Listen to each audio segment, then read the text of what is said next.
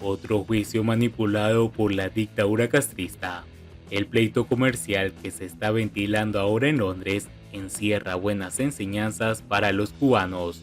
¿Cómo están, amigos? Bienvenidos a Noticias Importantes. Esperamos sus opiniones en los comentarios. Comenzamos.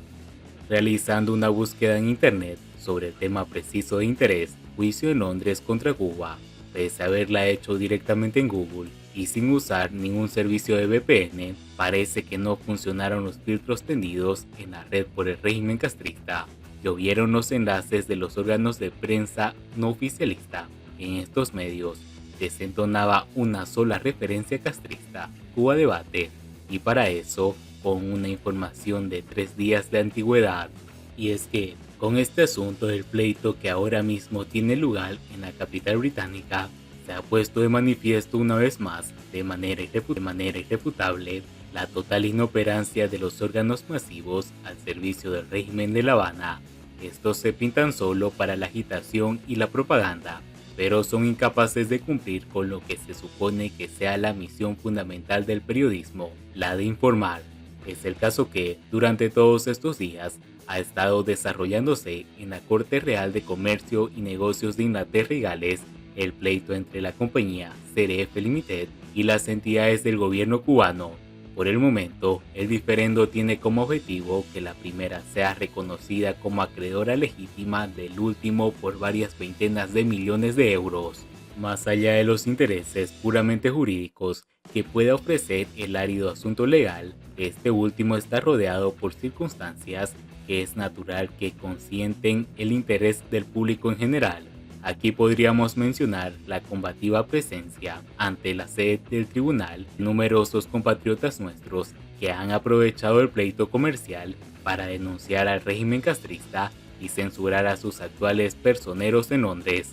De estos últimos figuran miembros de un famoso bufete madrileño, el doctor Rodolfo Dávalo Fernández, artífice de la red de sociedades anónimas que sirven al castrismo como causa y máscara en los turbios negocios mundiales, y de su hija Lourdes. Entre los graduados en Derecho que también han hecho acto de presencia ante la Corte Británica se encuentra el vocero y el presentador de la televisión, Humberto López, así como Juan Mendoza, a quien le atribuyen el carácter de testigo experto de la defensa. A este último lo recuerdo de la época en la que actuaba como dirigente de los bufetes colectivos de la isla, donde se destacaba por su vocación represiva y su virulencia contra los abogados. En mi opinión, presentarlo ahora como un testigo experto es el equivalente a que, en un proceso contra Vito Corleone, el representante de este propusiese a la corte y ésta, para esclarecer los hechos, aceptará escuchar la declaración de Luca Brasi. ¿Y qué decir del inefable Humbertico? Posee un título universitario en Derecho, pero, hasta donde se sabe, jamás ha ejercido su profesión. Si se desempeña como portavoz del castrismo en la televisión cubana, donde está empeñado en una cerrada competencia con Michel Torres Corona, el conductor mellado del programa Con Filo, para ver cuál de los dos logra mayor repulsión entre los espectadores del pueblo cubano.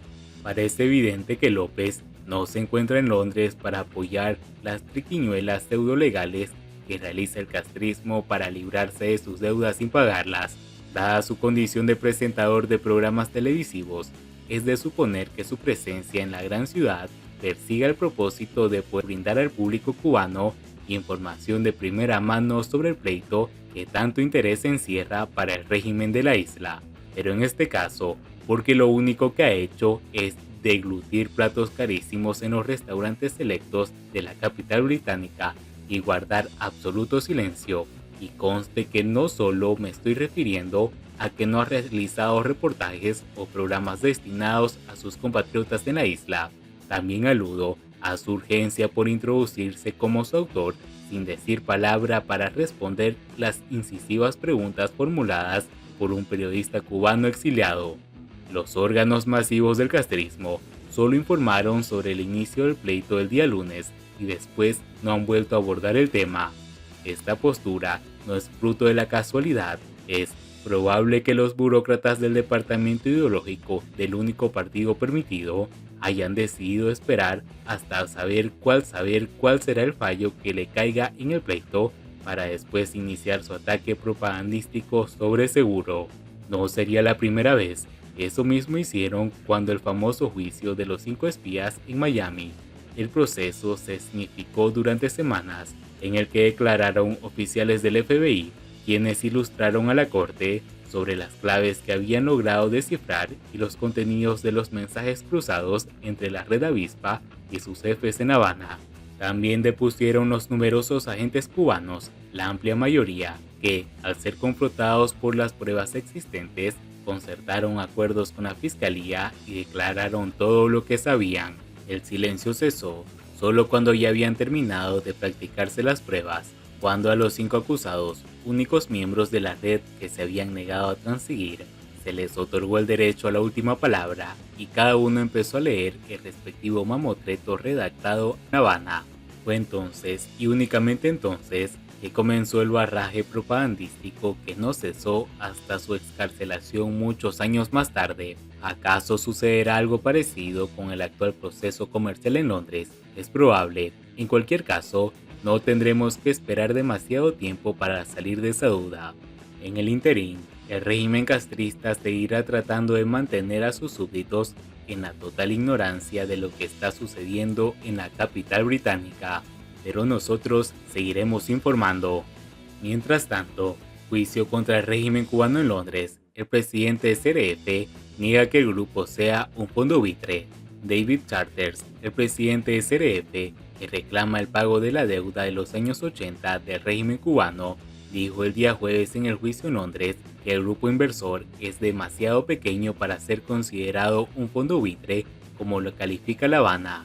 Charters testificó ante la jueza Sara de la Sala Comercial del Tribunal Superior, que debe determinar en qué proceso de varios días si CRF es acreedor legítimo de los últimos títulos de deuda por un valor de 72 millones de euros, derivada de contratos de préstamos suscritos por el gobierno del dictador Fidel Castro con 2 bancos europeos en 1984.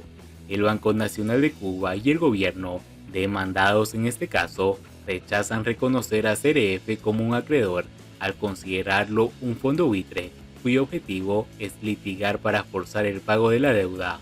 El presidente del grupo CRF, registrado en 2009 en las Islas Caimán, que posee un total de 1.200 millones de euros en posiciones de deuda pública del gobierno de Cuba, aseguró que no tienen los recursos ni el tamaño para ser calificados como fondos buitres y mantuvo que no es comparable con el más potente Elliott Management, que en 2016 persiguió a Argentina. Charters dijo que la opción judicial no es atractiva, pues es lenta y cuesta tiempo y dinero y solo se utiliza cuando no hay alternativas. Insistió en que CRF trató infructuosamente desde 2013 de negociar una reestructuración de la deuda con el gobierno cubano y eventualmente decidió ir a juicio porque los inversores estaban perdiendo la paciencia. La abogada de la parte cubana, Alison McDonald, alegó que la oferta de restauración lanzada en enero de 2018, después de que Cuba hubiera sido asolada por el huracán Irma, se programó para aprovecharse de un país empobrecido tras una catástrofe natural, lo que CRF rebatió. Tras las declaraciones factuales de los últimos días, han empezado en este proceso los testimonios periciales iniciados por parte cubana por Juan Mendoza Díaz, profesor de Herencia de La Habana, quien será interrogado sobre las normas que regula el Banco Nacional de Cuba a fin de establecer si fue legal la autorización de cesión de los derechos contractuales aprobadas por Olivera en 2019. Emigrados cubanos han protestado ante la sede de la Corte Judicial donde tiene lugar el juicio, el primero al que es sometido el régimen cubano por un reclamo de esta naturaleza y que ha alcanzado una inédita repercusión mediática. El proceso contra La Habana en Londres ha conseguido mostrar al mundo no solo la mala reputación de La Habana, que no honra a sus prestamistas, sino también cómo opera el estamento judicial que le sirve de apoyo y soporte incluso en las cortes internacionales. Y bien amigos, así vamos terminando las noticias importantes del día de hoy. Por favor, nos ayudarían mucho compartiendo las noticias y así poder informar a muchas más personas de la verdadera realidad en Cuba. Patria y vida, mis hermanos, nos vemos.